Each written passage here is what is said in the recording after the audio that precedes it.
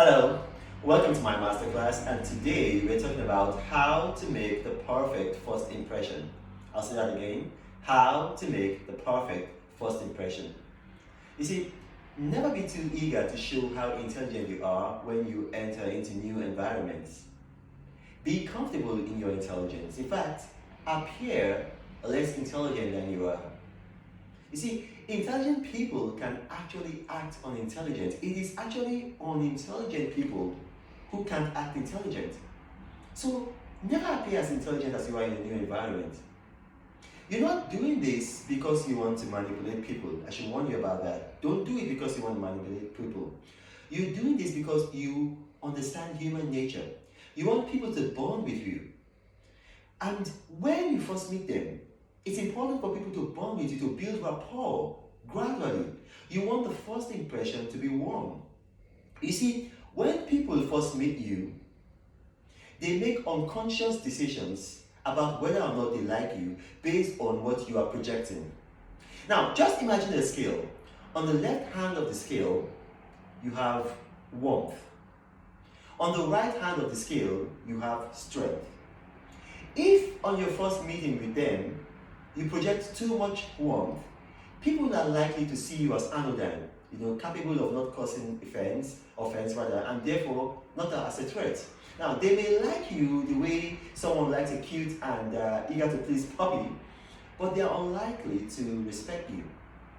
Now, if on the other hand, on their first meeting with you, you project too much strength, that means they are on this side of the scale, they see you as a threat and one that can dominate them, and they are likely to be intimidated by you. So what you really want to do when you meet people for the first time is to find that middle ground on the scale. Excuse me. You're projecting just enough strength so you can be respected but not feared, and enough warmth so you can be loved but not taken for granted. Telling people who you just met about your exploits is often a wrong step. It may be perceived as you showing off. Now, even if it does not do that, it often reduces you in value. So when you meet new people, don't blab. Don't blab about what and how much you have achieved. Now, if you want to be appreciated, let them find out about your exploits independently of you. I mean, they're going to read about it, they'll learn about it from mutual friends, they'll find out in a way. You don't have to be the one to tell them. So, what is the best move? As much as is possible, let the conversation center on the people you are meeting for the first time. And do it in a way that gives them value. Do it in a way that gives them value. Don't pretend to value them. Don't ask them what they are doing so you can calculate how much respect you should give them. Everyone is deserving of your respect. Everybody. So be like God. God is no respecter of persons. And in scripture, in Ephesians chapter 5 verse 1, it says that we should be imitators of God. Say, be ye imitators of God. That's what scripture says. So we're meant to imitate God. Now ask yourself, would God respect a gardener less than a governor? No. So why should you? Why should you? Why should you do that? Now, so you shouldn't respect a governor more than a governor. So think about the feelings of those you're meeting for the first time. And when you do this, don't be fooled by their physical appearances. Try to read people. People like to be affirmed. Affirm them. Make people feel comfortable in your presence. And they are not going to feel, uncomfortable. So you see, if you want people to feel comfortable, talk about how great they are. Make them feel important. Not how great you are. Not how important you are. Learn from Christ.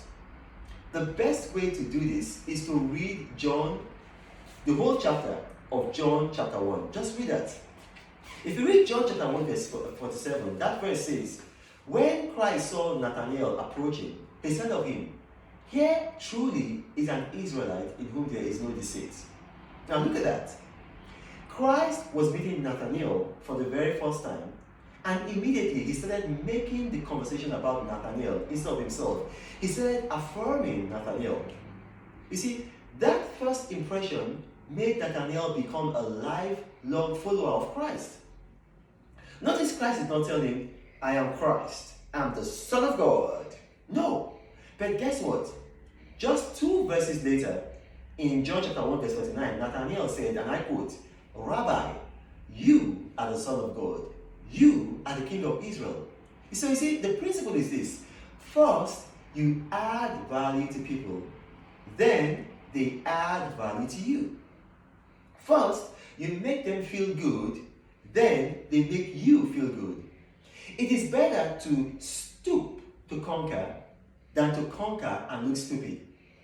So if you read verses 7 and 8 and 9 of John chapter 4, you will see that when Christ got to the Samaritan village of Sychar, he shocked the Samaritan woman by speaking to her. Now you say shocked. Why? Because the Jews would normally not have any dealings with the Samaritans. They looked down on them. They said they were beneath them.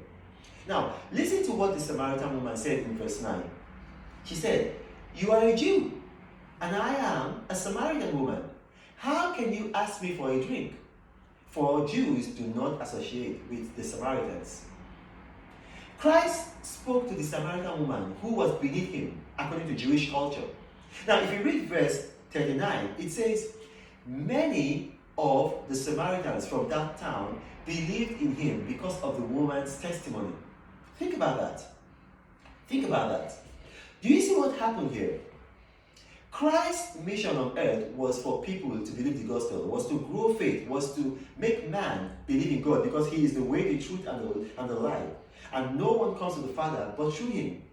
You see, but by adding value to a Samaritan woman who felt inferior to him, it was that woman that made many people in her own town believe in Christ. And if you read the entire gospel, that was the most successful evangelical mission ever in the gospels. So when you first meet people, add value to them. It does not matter their status. I'll tell you a true story. I went to see a VIP. Now, there were many people when I got to his office. Many people. Now, as soon as I got there, I approached his receptionist, a woman, and declared my mission. Now, the woman very rudely asked me to take a seat. Now, her rudeness did not faze me out, did not offend me, because I am me. I know who I am. I know who God says I am. My value does not depend on how others treat me. So, instead of responding rudely to the woman, I just simply said, thank you, and by the way, nice shoes. About 15 minutes later, she got called in, and then she went in to see the VIP, and came out and said, I am sorry, but you won't be able to see any more people today. You will all have to leave. So, the guy was really important, trust me. He was really important, so nobody complained. They just got up and left, and I got up and I was about to leave. As I was about to leave, the woman motioned to me discreetly. She just made a hand signal. So, I observed that, and I stayed. It turns out that her boss had told her that he would see one last person, and she chose me. The only person who made her feel good, who made her feel important, despite her dismissive behavior towards me. You see, stoop to conquer with your first impression, and you will win the spoils of a conqueror. Don't be like Joseph and learn this the hard way. In his youth, Joseph could not hide his intelligence. He could not hide his brilliance. He always had to show off. And this caused serious resentment in his family. His brothers felt intimidated by him and got rid of him by selling him into slavery. But Joseph learned from his experiences. So as he grew older, he began to practice these principles I'm teaching you. How to make the perfect first impression. Now, if you read about it in Genesis chapter 14, when he was in prison, when he met Pharaoh's butler and baker in prison, he had changed. He was not his old self, blabbing about his dreams and showing off and talking about how important he was. In fact, in Genesis chapter 40, verse 4, it says that Joseph served them. Look at that, served them. And that was key, that was very key to his astronomical rise to the top. He stopped being a proud leader and became a servant leader. So he stopped to conquer, and then he stooped to conquer. And the rest, as I say, is history. So this is my masterclass, and we just talked about how to make the perfect first impression. Now, if you have more questions about today's class, you can reach me. It's very easy. Reach me at info@renoomokri.org. info@renoomokri.org. And you know what? what? It's going to flash on the screen, and I'll try my best to answer all your questions. If I don't, maybe the email did not get to me. Maybe you can send it again because I get tons of email. Talk to you guys later. Bye bye.